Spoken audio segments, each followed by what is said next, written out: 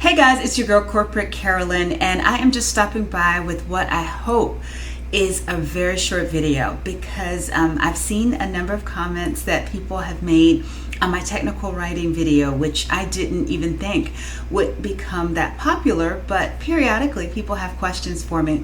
And one of the questions that was very intriguing to me recently was regarding whether or not I would think that technical writing would be taken over by AI, and if there would even be a need for technical writers.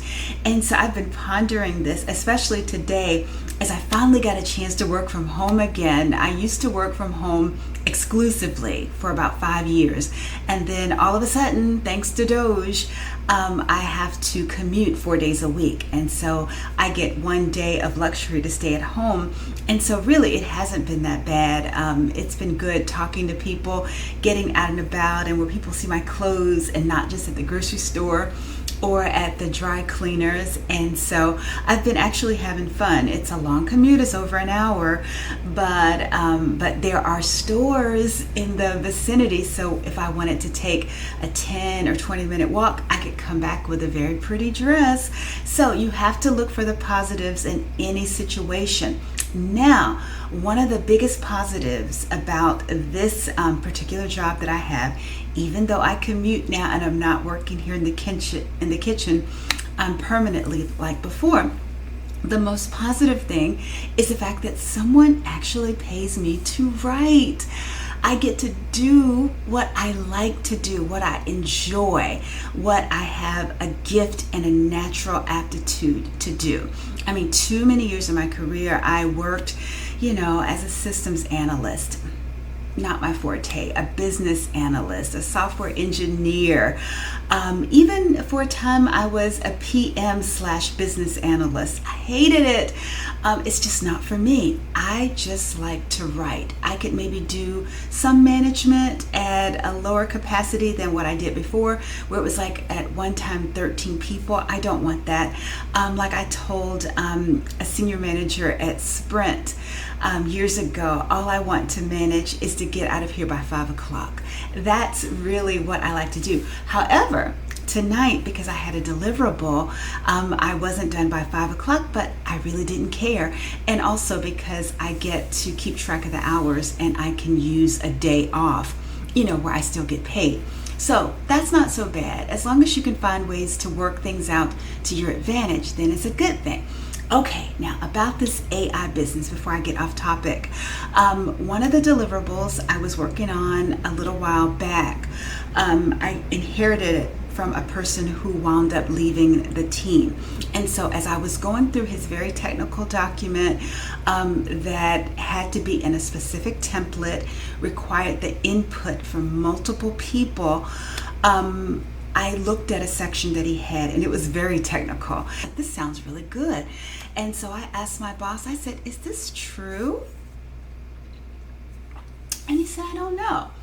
Why don't you ask the head of the development team that's producing the system?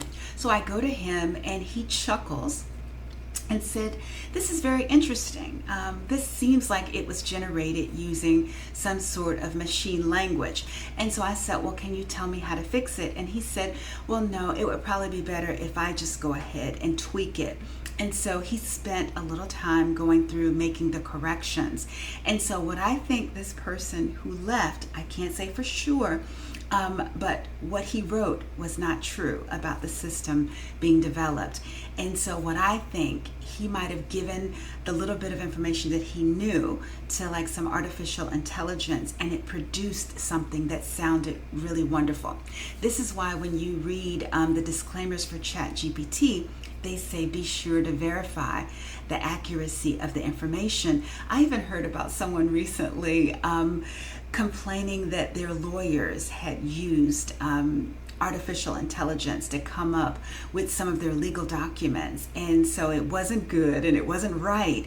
And so the reason I feel that technical writers will be around for the foreseeable future is because it's not like for what I do and have been doing for the last 5 years that I could just pull out like a straight list of pieces of content that I could feed into an artificial intelligence tool and just say, create my document. That's not going to work, because every place that you work has a different template, and there are different players. There are meetings that happen. I would probably spend more time trying to collect the notes, verify the information from the different stakeholders that I write for, and put that into a tool, and then I would have to read through it and verify the accuracy and have to let people know that I've shared the sensitive information, because as you're giving this information to these AI tools, it's being collected. And if you work anywhere, like I do, where the information is proprietary and they don't want you to share it, that would be frowned upon, and you could probably get your butt kicked to the curb very quickly. And I don't want to get my butt kicked to the curb, because at 59, for the first time in my life, I'm doing work that I actually enjoy and being well paid for it. So for the people like this young woman who mentioned that she doesn't like coding or all the other things that I mentioned that I hate, it's very intriguing where you can write with these colleagues that are a lot more technical than you are and still make similar money. Or, some people, it might be more money, or it might be, very comparable to the people that are over there coding, doing all the heavy lifting that you may not feel like doing. Because technical writing is not just, oh, la la, I'm just a writer and I'm just in this environment. You really have to have an awareness of what's going on from a technical standpoint, where I need to be able to talk to the senior director of a development team and ask him pointed questions about, what's happening. Is it even correct?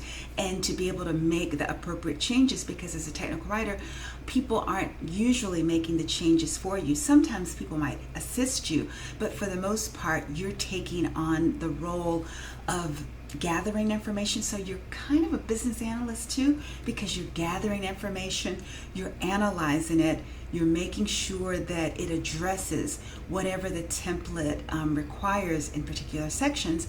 You're verifying the information, you're confirming it, you're proofing it, you're meeting with people, you're getting additional information.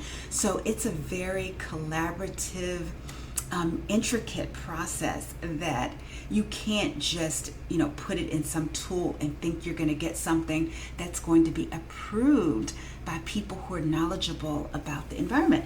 So you're not writing in a vacuum where you just say, oh hey, this looks good, ta-da, we're done.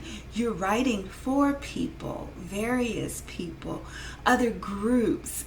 People are approving your work.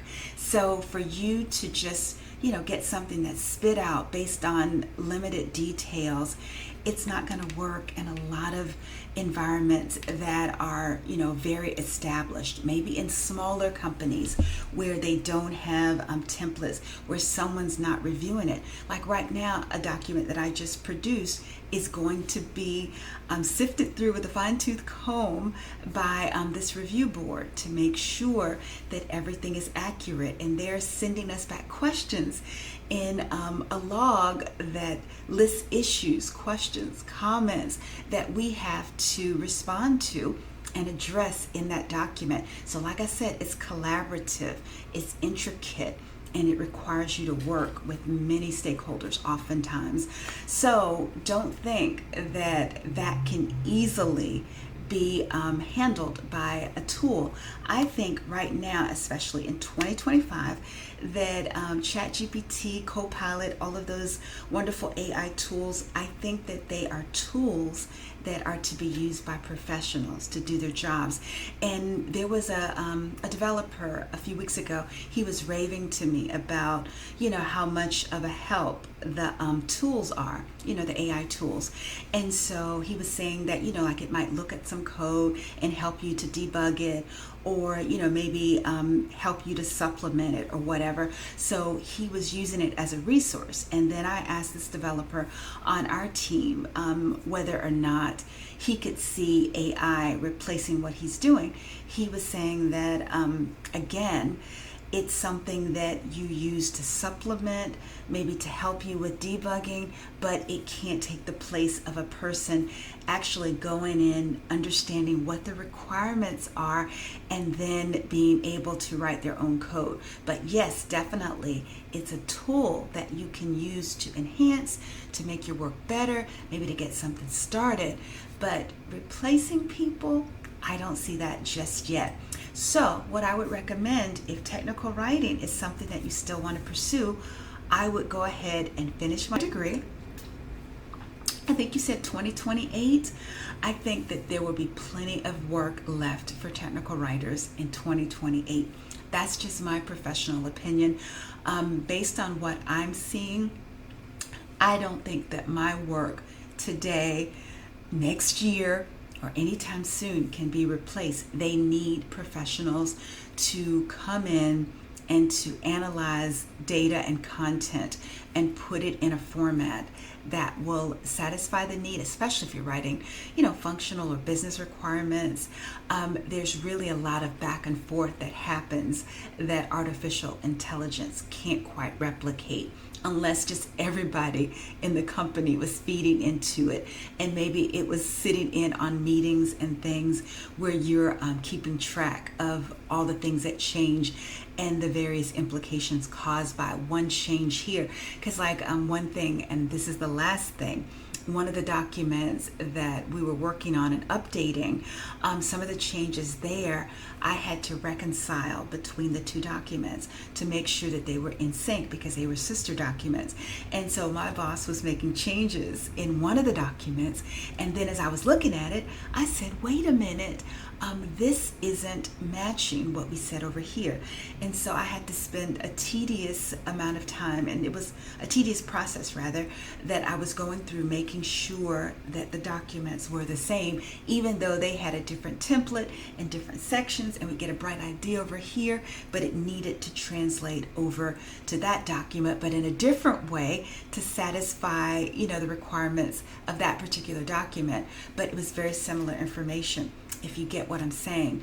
But anyway, it required me to do the legwork, and I don't know how I could have gotten ChatGPT or Copilot to help me in that process. And a lot of young people are like, well, why don't you just, get AI to write your document? Because one, I might get fired, and two, because it's not as easy as that. The work that I would do to try to get something spit out would take more time than a talented writer like myself could actually do, and get rave reviews on it. So hopefully that answers the question. I don't think AI is going to do away with us this year or the next. So I guess we can revisit after next year. But I would say go for it. There are always other ways that you can leverage a technical writing degree, especially with consulting.